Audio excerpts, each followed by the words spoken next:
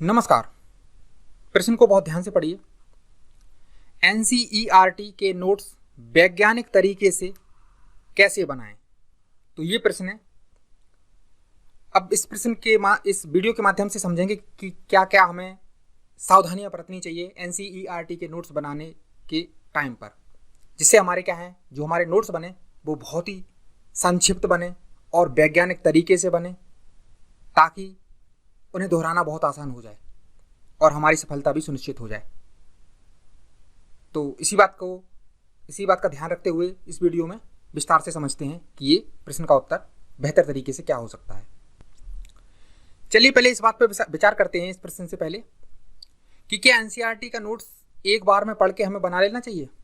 कहने का मतलब मेरा है कि एनसीईआरटी की आपकी किताब है, कोई भी किताब ले लो आपने, जैसे मान लो इतिहास विषय की ही ले ली, तो इतिहास विषय की आपने छठी कक्षा की एनसीईआरटी उठाई और उसको एक बार पढ़ा, और पढ़ने के बाद क्या है, उसके नोट्स बना लेना चाहिए, ये प्रश्न है। तो नहीं, ये गलत बात है। एनसीईआरटी की किताबों को आपको एक बार पढ़ के नोट्स बनाने ही नहीं चाहिए, क्योंकि अगर एक बार आप एनसीईआरटी की किताब को आपने एक बार पढ़ा, ठीक है, एक बार पढ़ा और इसके बाद आपने नोट्स बनाने शुरू कर दिए, तो जो नोट्स बनेंगे उनमें दम नहीं होगी। क्योंकि आपको क्या लगेगा कि अरे ये भी लिख लो, वो भी लिख लो, सब इंपॉर्टेंट लगेगा आपको कि नोट्स बनाते चले जाओ। तो उससे क्या हो जाएगा, उस नोट्स बहुत संक्षिप्त नहीं बनेंगे और नोट्स बनेंगे बहुत ज़्यादा बड़े। यानी अगर मैं कहूँ कि एक किताब का ही दूसरा रूप आपने नोट्स के रूप में बना दिया, तो फायदा क्या हुआ? कुछ भी फायदा नहीं हुआ, क्योंकि आपको सब इंपॉर्टेंट लगेगा।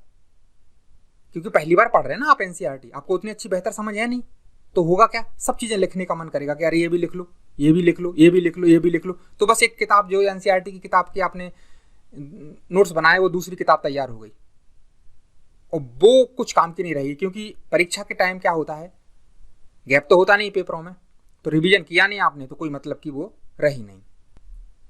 तो एनसीईआरटी के नोट्स तब बनाने चाहिए, कम से कम 3 बार पढ़नी चाहिए एनसीईआरटी। एक बार पढ़िए पहले एनसीईआरटी को अच्छे से, बहुत समझ के साथ, दूसरी बार पढ़िए, फिर इसके बाद तीसरी बार पढ़िए, और तीसरी बार पढ़ने के बाद पढ़ लिया, इसके बाद आप नोट्स बनाइए। आप टॉपर के इंटरव्यू देखिए, आईएएस के टॉपर के जो होते हैं, वो खुद कहते हैं कि पहली बार एनसीईआरटी पढ़ी, हमें कुछ समझ में नहीं आया। ये ईमानदारी की, ये 100% सत्य बात है। आप किसी भी आईएएस के टॉपर का इंटरव्यू सुनिए, वो खुद ईमानदारी से, अगर वो ईमानदारी से बता रहे हैं ना, सच्चाई है उनकी बात में, तो वो खुद बोलेंगे कि मैंने पहली बार पढ़ा तो मुझे खुद ही नहीं पढ़ने पड़ा। जबकि वो आईएएस के टॉपर हैं, लेकिन फिर भी ये बात बोल रहे हैं कि मुझे समझ में नहीं आई थी। किसी को नहीं आती समझ में पहली बार में। नहीं, मैं ये नहीं कह रहा हूँ कि कुछ भी समझ में नहीं आता। हाँ, जैसे पहली बार आपने पढ़ा तो कुछ चीज़ें समझ में आती हैं, कुछ चीज़ें समझ में ही नहीं आती। दूसरी बार पढ़ेंगे तो आपको और बेहतर समझ बनेगी, तीसरी बार पढ़ेंगे तब बिल्कुल शानदार समझ बन जाएगी आपकी। फिर तो पहली बार में बहुत ही कम चीज़ें समझ में आती है। ऐसा नहीं कि समझ में नहीं आती, समझ में आती तो है, लेकिन कम समझ में आती हैं। और जब कम समझ में आएंगी तो नोट्स भी कैसे बनेंगे आपके, आधे अधूरे टाइप के बनेंगे, अच्छी समझ के नोट्स बनेंगे नहीं। दूसरी बार पढ़ेंगे तो और समझ बेहतर होगी, तीसरी बार पढ़ेंगे तो फिर जो नोट्स बनेंगे वो अच्छे बनेंगे। अगर कोई आईएएस का टॉपर का इंटरव्यू आपने सुना होगा, अगर वो बोल रहा है कि मैंने तो एक एनसीईआरटी पढ़ा और बस नोट्स बना लिए, तो वो झूठ बोल रहा। महान बनने के लिए कुछ लोग होते हैं जो वो बोल देते हैं, बट सच नहीं है ये। पहली बार में किसी को पल्ले नहीं पड़ती चीज़ें, कुछ ही समझ आता है, थोड़ा बहुत समझ आता है, और दूसरी बार रीडिंग लगाई, फिर इसके बाद तीसरी बार रीडिंग लगाई, तो क्या होता है, चीज़ें समझ में आ जाती हैं। इसलिए आप मेरी बात पर ध्यान दीजिए, 3 बार कम से कम एनसीईआरटी पढ़नी है। क्योंकि कुछ जो आईएएस के टॉपर होते हैं वो ईमानदारी से स्वीकार कर लेते हैं कि 2-3 बार मैंने पढ़ी हैं और तब मेरी समझ विकसित हुई, पहली बार में उतनी समझ में नहीं आती है। जो अच्छे आईएएस के टॉपर हैं वो इस बात को स्वीकार कर लेते हैं, और उन्हीं पे हमें क्या है, भरोसा भी करना चाहिए। इसलिए 3 बार एनसीईआरटी हर हालत में पढ़ना है, बहुत अच्छे से पढ़ना है। समझ विकसित करते हुए तसल्ली से पढ़ना, तसल्ली के साथ, नो जल्दबाजी, समझ के एक एक शब्द पढ़ना है, चिंतन करना, मनन करना है, विचार करना है उन पे, ये हो रहा है तो क्यों हो रहा है, कारण कार्य संबंध के साथ पढ़ना है, कुछ भी छोड़ना नहीं है। एक एक शब्द पढ़ेंगे, किसी भी शब्द को आपको छोड़ना नहीं है। अगर आप छोड़ रहे हैं किसी भी शब्द को तो क्या होगा, आपकी समझ बेहतर बन ही नहीं सकती। वो समझ बेहतर नहीं बनेगी तो क्या हो गया, कंसेप्ट क्लियर नहीं होगा तो आईएएस के लिए फिर कैसे बात बनेगी। इसलिए चिंतन कीजिए, मनन कीजिए, कुछ भी नहीं छोड़ना है आपको, क्योंकि छोड़ेंगे तो समझ बेहतर बन ही नहीं सकती है। प्रश्न उठाइए हर चीज पे। जैसे मैंने बात करूं, जैसे सिंधु घाटी सभ्यता है, सिंधु घाटी सभ्यता, ठीक है, इतिहास से ले रहा हूं, ठीक है। इंग्लिश में से बोलते हैं इंडस वैली सिविलाइजेशन, और हिंदी में सिंधु घाटी सभ्यता या हड़प्पा सभ्यता भी कहते हैं, ठीक है। तो प्रश्न उठाइए इस पे, जैसे अगर पढ़ रहे हैं इसको, तो कि सिंधु घाटी सभ्यता क्या है, सिंधु घाटी सभ्यता कब उद्भव हुआ इसका, सिंधु घाटी सभ्यता कहां पर है, सिंधु घाटी सभ्यता कैसे खत्म हो गई, सिंधु घाटी सभ्यता मतलब क्यों खत्म हो गई। सब के सब क्या है, प्रश्न खड़े कीजिए, प्रश्नवाचक शब्द लगाइए, जितने भी क्वेश्चन बन सकते हैं, जितने प्रश्न बन सकते हैं, तो उससे क्या होगा, दिमाग की खिड़कियां खुलेंगी, और दिमाग की जब खिड़कियां खुलेंगी तभी समझ बेहतर हमारी बन पाएगी। अब क्या हुआ, अब समझ बेहतर हो गई आपकी। अब नोट्स बनाइए धूमधाम से, संक्षिप्त नोट्स बनेंगे आपके। क्यों, क्योंकि आपने पहली रीडिंग मारी, दूसरी रीडिंग मारी, तीसरी रीडिंग मारे, अब तीसरी बार पढ़ रहे हैं आप एनसीईआरटी को, तो जाहिर सी बात है कि अब तो आपकी कंसेप्ट की धज्जियां उड़ा दी आपने। पहली बार में बनाते तो सब कुछ लगता है इंपॉर्टेंट है, ये भी लिख लो, वो भी लिख लो, अरे ये भी नहीं आता मुझे, तो वो भी नहीं आता है, तो सब लिख लेते, इसलिए एक मोटी किताब बन जाती दोबारा से। तो पहली बार में पढ़ा और नोट्स बना लिया अगर आपने, देखिए पहली बार में आपने पहली रीडिंग की और नोट्स बना लिया आपने, तो दूसरी किताब तैयार होगी सेम साइज की, कुछ फायदा ही नहीं हुआ। तो ऐसा काम मत कीजिए कि दूसरी किताब बन जाए, क्योंकि नकल मार दिया आपने दूसरी किताब बना के, बस क्या कुछ किया थोड़ी ना है। तो इसीलिए आप 3 बार पढ़िए, संक्षिप्त नोट्स बनेंगे, 100% गारंटी है, क्योंकि चिंतन किया है आपने, मनन किया है, समझ बेहतर हो गई आपकी। तो अब जो नोट्स बनेंगे वो कमाल के बनेंगे, संक्षिप्त बनेंगे। तो फिर लगेगा जैसे बना रहे होंगे तीसरी बार के बाद, तो लगेगा अरे ये तो मुझे पता है, इसको छोड़ दो, इसको नोट नहीं करना है। दूसरी बार में तीसरी बार पढ़ रहे हैं ना आप, तो आप लगेगा कि अरे इसको भी छोड़ दो, ये तो काम मुझे पता है। उन्हीं चीजों को लिखेंगे जो आप बहुत काम की हैं। तो क्या होगा, नोट्स बहुत संक्षिप्त बनेंगे, और संक्षिप्त नोट्स हैं तो सफलता सुनिश्चित हो जाएगी। क्योंकि पेपर के मध्य में क्या होता है, बीच में क्या होता है, गैप तो होता नहीं होता। साल भर गधे की तरह खूब पढ़ाई कर ली, लेकिन अगर रिवीजन ही नहीं हो पाया अंत में, तो क्या मतलब हुआ। तो रिवीजन बहुत जरूरी है, दोहराना चीजों को बहुत जरूरी है, तभी क्या है, तभी पेपर में मार्क्स नंबर आएंगे। अब चलिए, ये तो हो गया कि 3 बार एनसीईआरटी पढ़ ली, तीन बार के बाद अब नोट्स बना रहा है, ठीक है। 3 बार एनसीईआरटी पढ़ ली, अब आते हैं नोट्स बनाने की प्रक्रिया पर, ठीक है। तो जो नोट्स बनाने हैं वो आपको बनाने हैं कीवर्ड के रूप में, यानी तथ्य के रूप में। कीवर्ड लिखना बिल्कुल मोटा मोटा, एकदम बिल्कुल संक्षिप्त में, तथ्य के रूप में लिखना है नोट्स बनाने, बिल्कुल संक्षिप्त में लिख लिया, कुछ भी लिख लिया, कीवर्ड आया, जैसे कोई तथ्य आया तो आपने एकदम संक्षिप्त में लिख लिया उसको कीवर्ड के रूप में, ठीक है। और जैसे कंसेप्ट आया तो बहुत संक्षिप्त में आपने लिख लिया उसको। जैसे उदाहरण के तौर पर मैं बात करूं, अगर जैसे बंगाल विभाजन,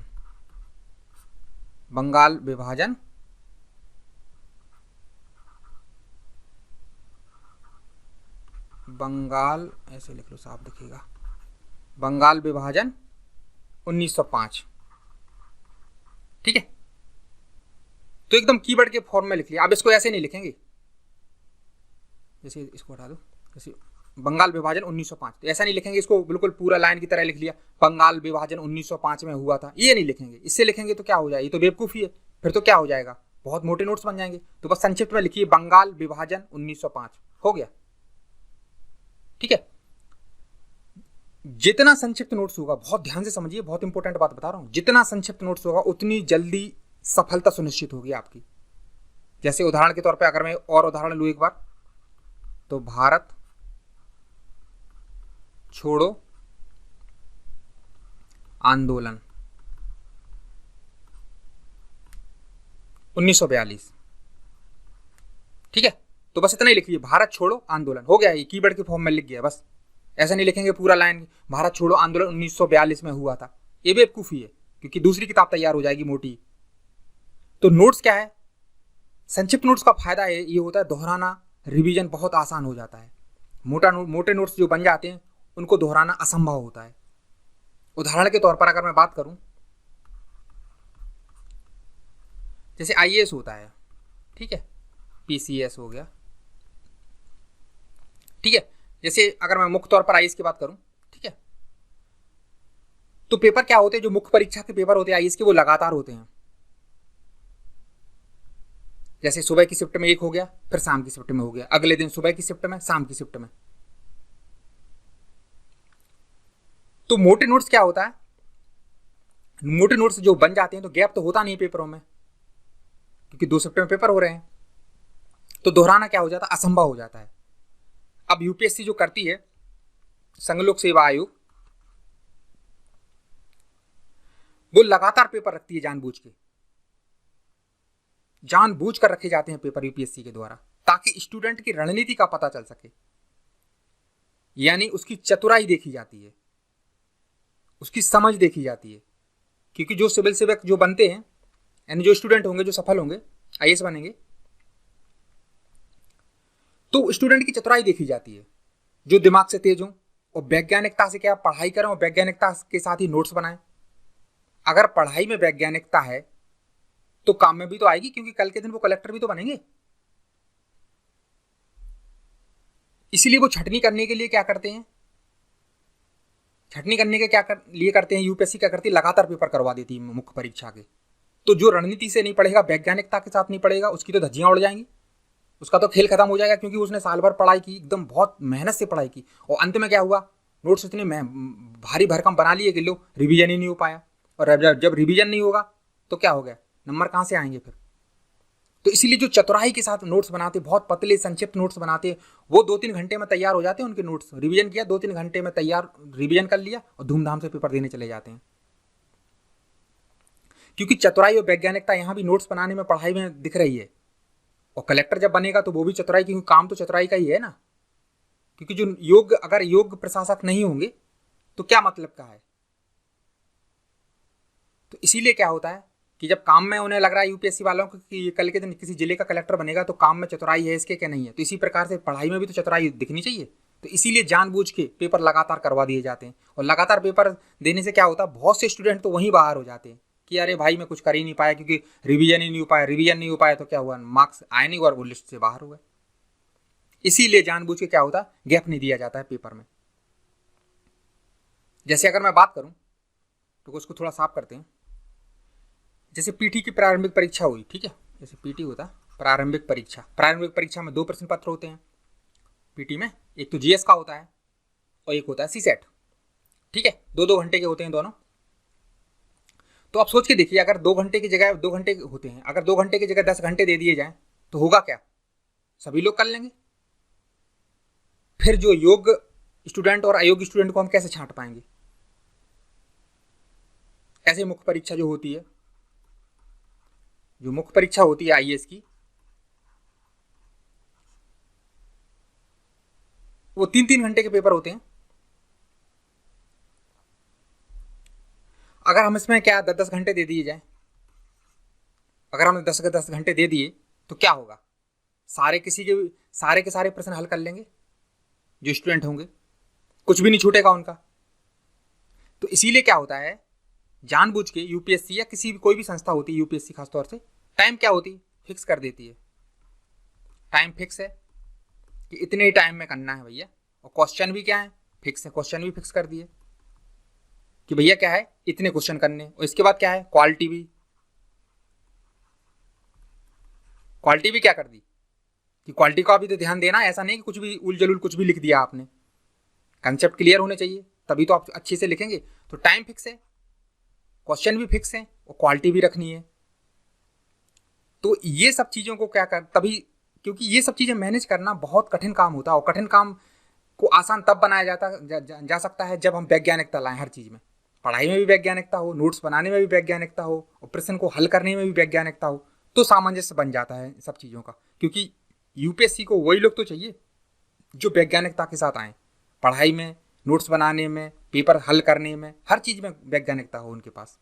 क्योंकि कल के दिन कलेक्टर बनाने तो जिला संभालना, तो वैज्ञानिक तरीके से अगर कोई काम करेगा, कोई भी स्टूडेंट कलेक्टर बन के, तो तभी तो जिले को बेहतर तरीके से संभाल पाएगा और बेस्ट प्रशासक कहा जाएगा वही। तो इसीलिए जानबूझकर लगातार पेपर रखे जाते हैं यूपीएससी के द्वारा, क्योंकि दोहराना क्या हो जाए उन स्टूडेंट के लिए असंभव कर देता है जिनके नोट्स बहुत मोटे बने होते हैं। तो पहले नोट्स अगर अच्छे आसानी से संक्षिप्त बने तो 2 से 3 घंटे में दोहराया, पेपर तैयार, आप जाइए धूमधाम से पेपर देने, कोई टेंशन ही नहीं है। यही संक्षिप्त नोट्स बनाने का परिणाम भी होता है। अगर नोट्स मोटे बन गए तो असंभव है रिवीजन। लगातार पेपर होते ना, इसलिए साल भर कितनी भी पढ़ाई की, अंत में रिवीजन नहीं हुआ तो क्या हुआ, सब बेकार हो गया। संक्षिप्त नोट्स ही काम आते हैं।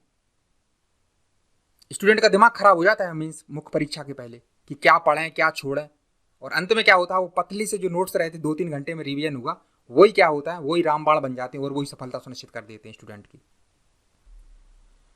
तो इसीलिए संक्षिप्त नोट्स बने हैं तो धूमधाम से जाइए रिवीजन करके, बस 2-3 घंटे में रिवीजन हो, पूरी तैयारी, नो टेंशन, जाइए धूमधाम से पेपर देके आइए, हो गया आपका कल्याण। अब अंत में क्या है, वीडियो का सार बता रहा हूं कि इस वीडियो का निचोड़ क्या है। तो इस वीडियो का निचोड़ ये है कि 2 से 3 बार क्या है, तो 2 से 3 बार क्या है,